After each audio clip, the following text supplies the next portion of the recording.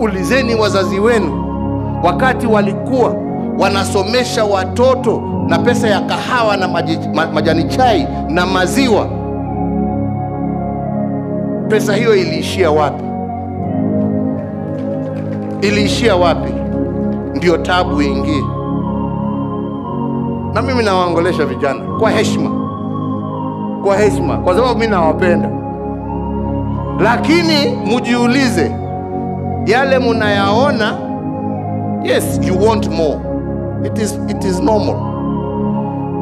Every citizen, every person wants more.